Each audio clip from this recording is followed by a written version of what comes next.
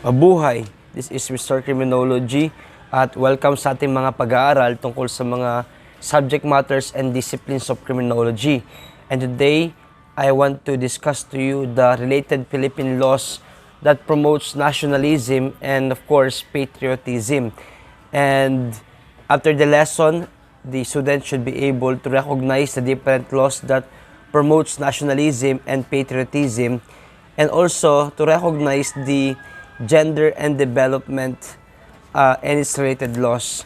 To begin with, I want to share to you first the Republic Act number 10086, which is an act strengthening the people's nationalism through the Philippine history by changing the nomenclature of the National Historical Institute into National Historical Commission of the Philippines, strengthening its power and functions, and for other purposes, also known as the Philippine Cultural Heritage Act of 2010. So, RA 10086 is also known as the Philippine Cultural Heritage Act of 2010. So, the main feature or the main provision of the law is by changing the nomenclature of the National Historical Institution or Institute into now what we know the National Historical Commission of the Philippines. The second is the Republic Act 8044 or the RA 8044. It is also known as the Youth in Nation Building Act. Youth in Nation Building Act, an act creating the National Youth Commission, the NYC that we know today, establishing a national comprehensive and coordinated program, and youth development appropriating funds therefore and for other purposes. So that's why today we have the NYC that is focused on building the youth, that they will be the instrument for the nation building as well. We also have the RA number 1425. RA number 1425. This is an act to include in the curricula of all the public and private schools, colleges, and universities courses of the life, works, and the writings of Jose Rizal, particularly his novel Noli Me Tangere and El Filibusterismo, authorizing also the printing and distribution therefore and for other purposes. So that's why in the public and the private school, including colleges and university, they are all obliged to include in their curricula the the life, the works, and the writings of Jose Rizal, especially his two well-known works, which are Noli Me Tangere and the El Filibusterismo. Of course, we have the 1987 Constitution, which is the present Constitution, the highest law of the land of the Philippines. We also have the number 5, the Republic Act number 10390.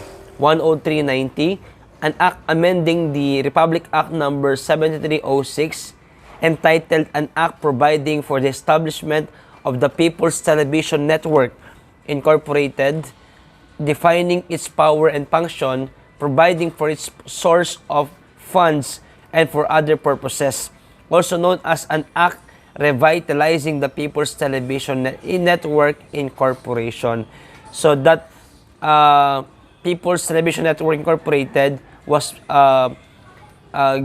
given or was made through this Act number 10390. Number 6, we have the Republic Act number 9512. This was approved last December 12, 2008, also known as an act to promote environmental awareness through environment education and for other purposes of the Nation Environmental Awareness and Education Act of 2008. It is an act to promote environmental awareness through environmental education, or the EE, and covers the integration of the EE in the school curricula in all levels. Not just that, from the public, private, including daycare, preschool, no formal, technical, or the non-formal, technical, vocational, indigenous learning, and out-of-school youth courses or program. It must be included the environmental education. So under this section 6 of this act, or the said act, says that DepEd, CHED, TESDA, DENR, DOST, and other relevant agencies, there must be consultation with the expert, consultation with the expert on the environment, and the academe shall lead in the implementation of the public education, and of course the awareness program on the environmental protection and conservation through the collaborating interagency multi-sectoral effort, and at all levels. It also declared November as the Environmental Awareness Month in the Philippines. Now, those are the 6 primary related laws concerning or that promotes our nationalism and patriotism, loving our country, loving the nature, loving the people, loving the youth. Those are the focus. And by loving them, it is for our nation building. Now, let's look into the gender and development. Philippine Commission on Women defined gender and development as the developmental perspective and process that is particularly and participatory, and it is empowering, equitable, sustainable, free from violence, respect of women's rights, supportive of self-determination, and actualization of human potentials. So, this under the Philippine Commission on Women, they want the gender and development will be participatory. It must be people must participate in building this, in protecting this, in pursuing this, and they want to empower women so that they will experience equitable, there will be sustainable and free from violence. Of course, we can also secure that people will respect the human rights and they will support the self-determination and actualization of human potentials. Moreover, gender and development, or what we call GAD or GAD, approach focuses on the socially constructed basis of difference or differences between the men and women, and emphasizes the need to challenge existing gender roles and relationships. The gender and development was developed in the early 1980s as an alternative to the women development, or the women in development, or the WID, or the WID approach. Unlike WID, the GAD approach is not concerned specifically with women, but with the way with which a society assigns roles, responsibilities, and expectation to both women and men. The GAD applies gender analysis to uncover the ways in which men and women work together, presenting results in neutral terms of economic and efficiencies. So, there are programs before that is only focused on the women, that like the women in action, women in development, that is the WID. But God was created not just for women, but to pursue both men and women rights and cooperation to secure their both economic and efficiencies, that they can work together to secure that both of them are working together so that we can have a good result. The World Bank was one of the first international organizations to recognize the need for women in development. Appointing a WID advisor in the 1977, in 1984, the bank mandated that its programs consider women's issues. In 1994, the World Bank issued a policy paper on gender and development. Respecting current thinking in the subject, the policy aims to address policy and institutional constraints that maintain disparities between the genders and thus limit the effectiveness and development programs. Now, under the gender and development, It is concerned with women and her specific roles, responsibilities, expectations in society. It also analyzes the nature if women's contribution within the context of work done both inside and outside the household and reflects the public or private dichotomy that undervalues the work one by women or done by women in the work in their home as well. So this gender development, they want to study the role and the responsibilities, expectations of the societies toward women. So they can analyze the nature, what is the contribution, how the work of the women is being done inside and outside their home, so that they can see what undervalues the work done by women. If they appreciate more the work of men than women, they want to know that under this gender and development. This God program also focuses on the principle that development is for all. Everyone in the society, male or female, they both have the right, equal opportunity to achieve full and satisfactory life. So, it does not define the following. One, not a war of sexes. It must never be a war of the sexes. It is not also not anti-male. Number three, both women and men are victim, or they are both victims. Although women, they are being victimized more than men. But this God program, they want to look into the victimization of both men and women. It is not only focused for women. Number four, both have a stake in the struggle of gender equality.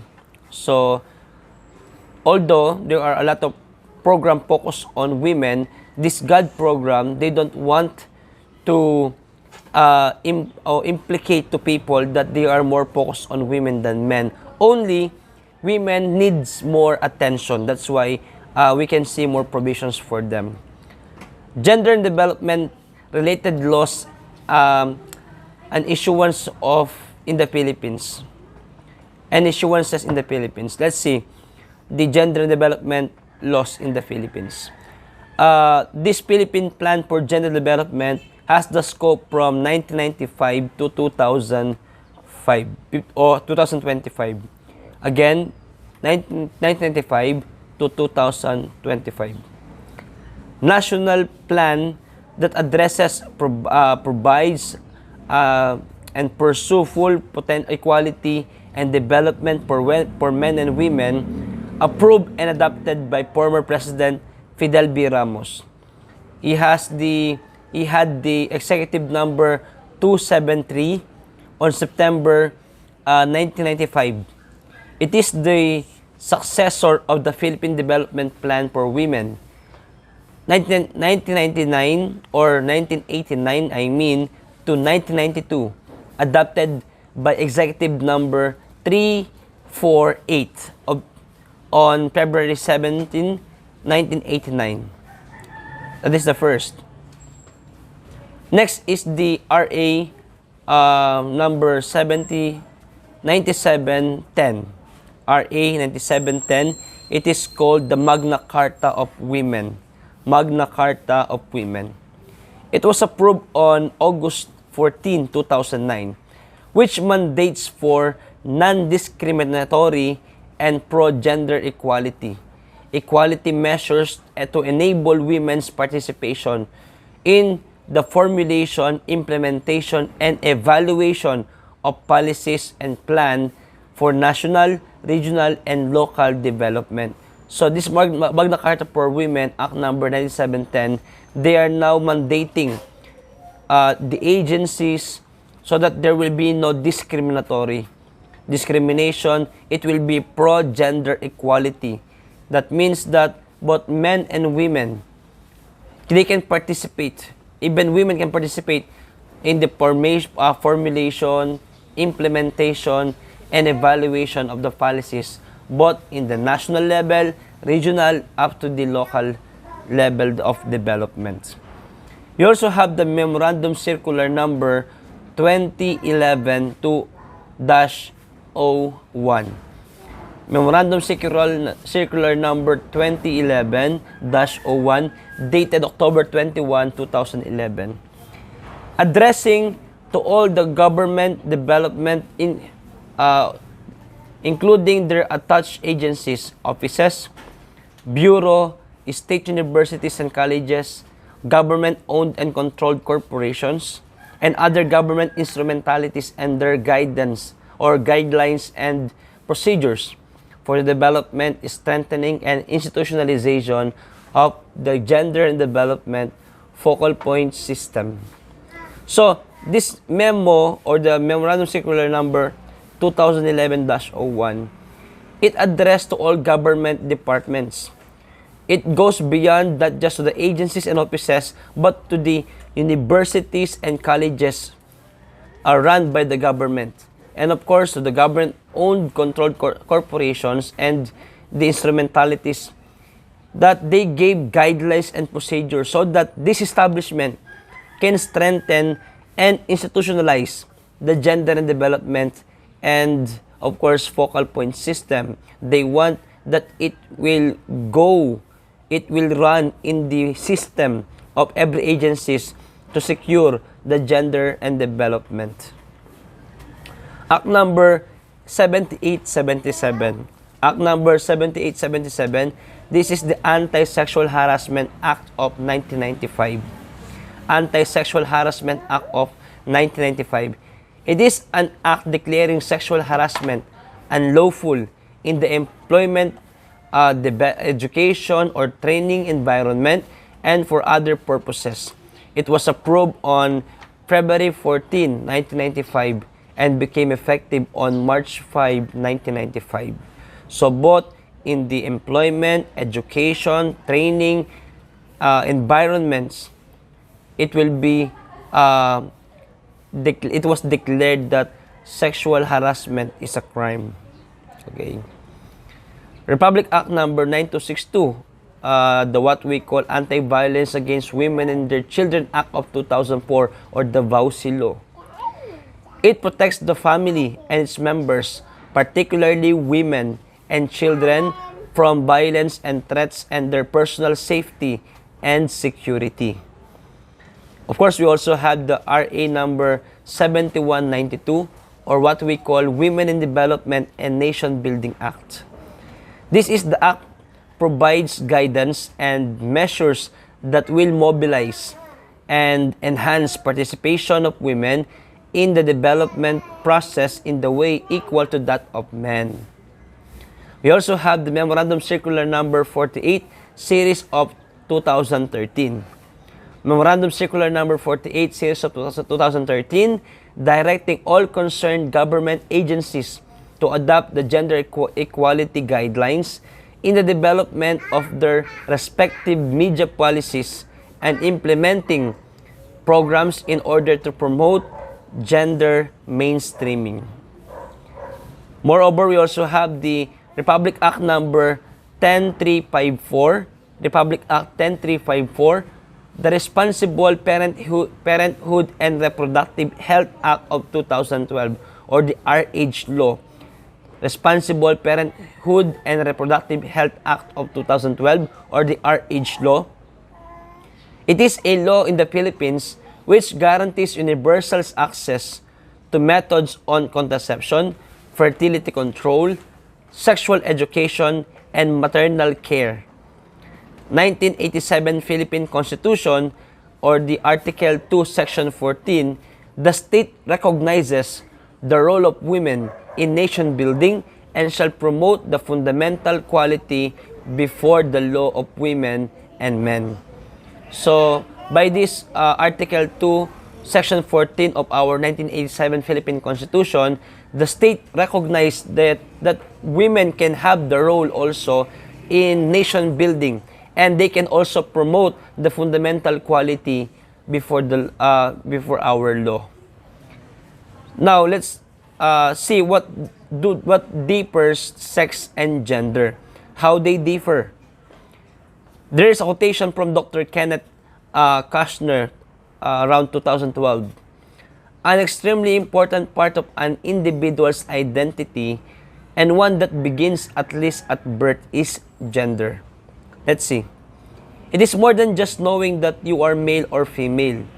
Identification of sex is usually clearly internalized by age of 3 but begins around the age of 18 months according to them.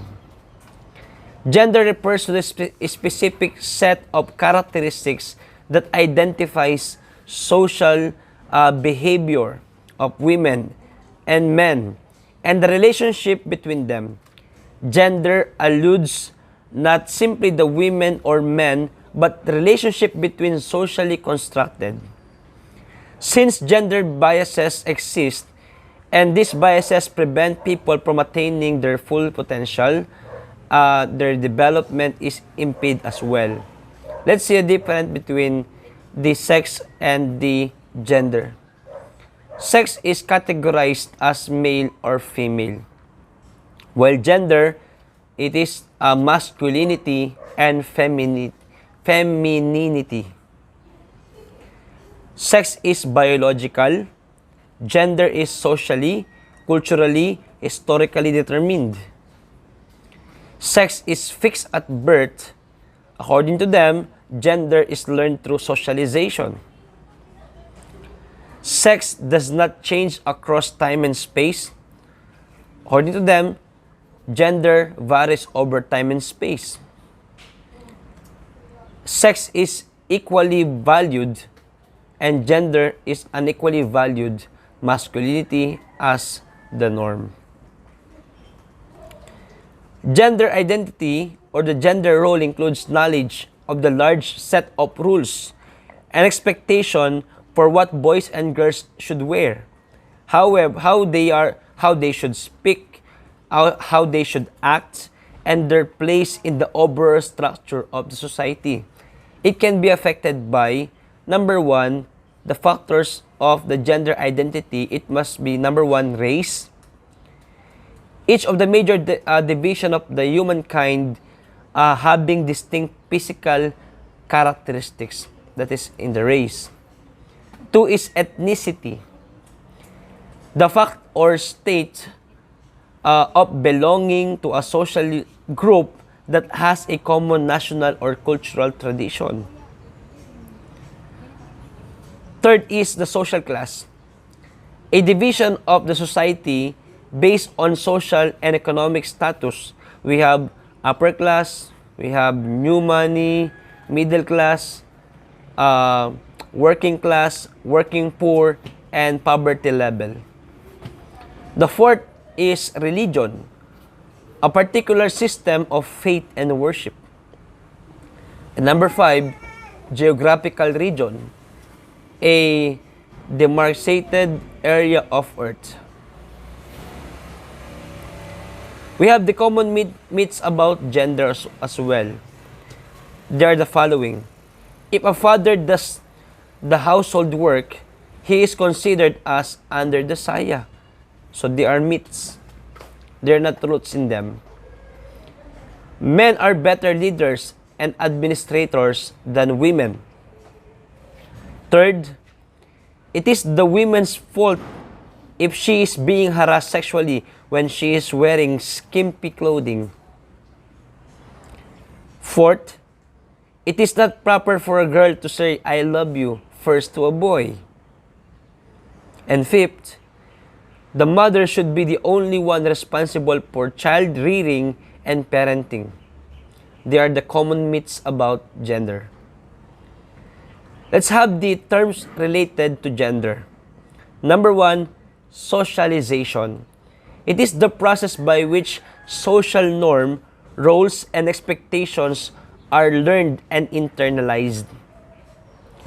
Number two, we have the gender socialization. It is the process by which norms and expectations in relation to gender are learned by women and men.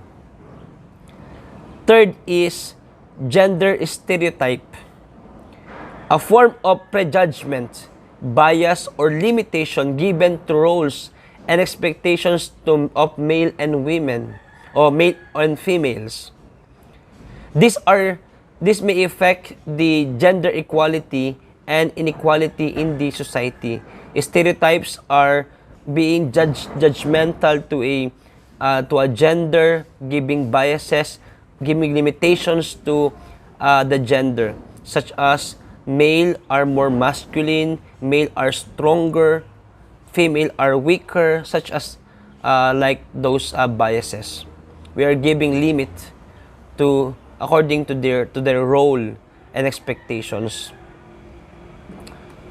Fourth is the gender equality. They gives men and women the entitlement to all aspects of human development. And fifth, we have gender inequality. Refers to unequal treatment or perception of individuals based on their gender. Now let's have the gender stereotypes involved in the differentiation. As I mentioned a while back, there are stereotypes.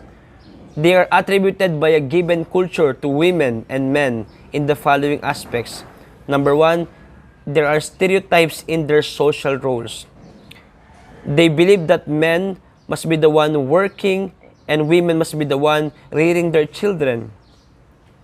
Capacities, number two. For them, male are more capable than female. And third is the traits and characteristics. So they are attributing stereotypes or giving stereotypes according to their traits, to the characteristics of both male and women. Male must be like this, women must be like this. So they are giving stereotypes, they are giving label, or they are assigning role, traits, characteristics to according to their gender. Gender stereotypes in social role between male and women, or men and women, male and female. Let's see what is the social roles given to them in the gender stereotype. Men provides financial for the family, while women takes care of the house and children. Men works as managers, construction builders, or engineers, while women works as a nurse, teacher, secretary. Male portrayed as leaders, and women portrayed as followers. Social stereotypes. We have number two, gender stereotype incapacities between men and women. Men good in math and science, while women good in arts and less intellectual pursuits. Men physically strong, and women physically weaker and fragile. Men firm decision makers, while women wishy-washy or fickle-minded in decision making. And number three, we have gender stereotype in traits and characteristics between men and women. Male active, women or female passive. Men aloof, and women loving. Men aggressive, women peaceful. Men independent, women defendant. And lastly, men brave, and women fearful.